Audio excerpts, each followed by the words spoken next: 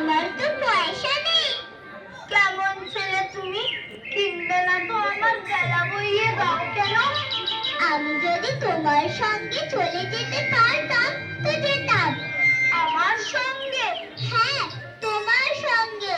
তুমি যে কত দূর থেকে হাঁটতে হাঁটতে চলে যাচ্ছ শুনে আমার মন কেমন করছে।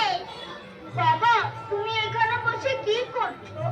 কবিরাজ আমাকে বেরোতে বারণ করেছে, তাই আমি সারাদিন এখানেই বসে থাকি। বাচ্চা, তোমার কি হয়েছে? আমি জানি না, আমি তো কিছু করিনি, তাই আমি জানি না আমার কি হয়েছে। দয়ালা, তুমি কোথা থেকে এসেছো? আমাদের গ্রাম থেকে এসেছি। তোমাদের গ্রাম? অনেক দূরে তোমাদের গ্রাম।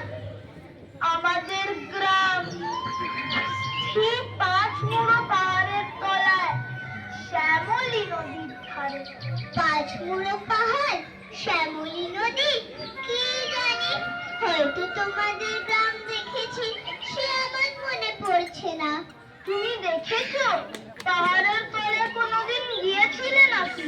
না, কোনোদিন যাইনি, কিন্তু আমার মনে হয় যেন আমি দেখেছি একটি লাল রঙের রাস্তার ধারে। না, ঠিক বলেছো বাবা।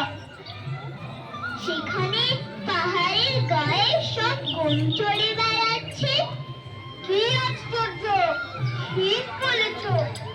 আমাদের গ্রামে গরু চড়ে বই কি, খুব চড়ে।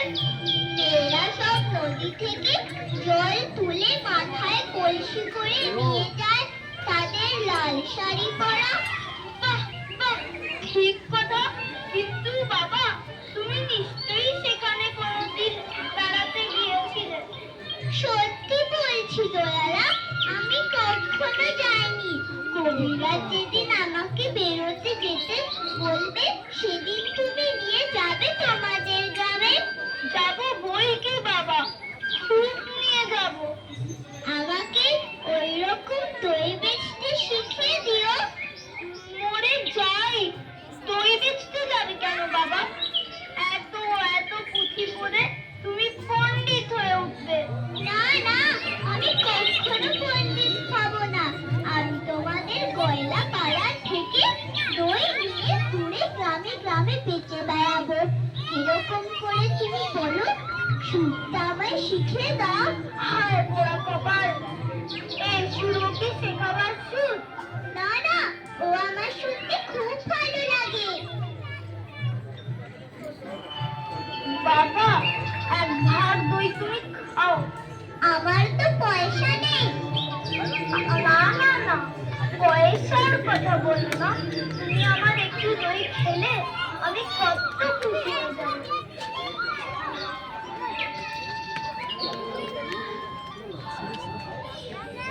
দয়ালা, তোমার কি অনেক দেরি হয়ে গেল?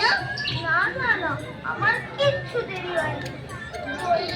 কত সুখ তোমার কাছ থেকে শিখে দিলাম। এবার আসি বাবা।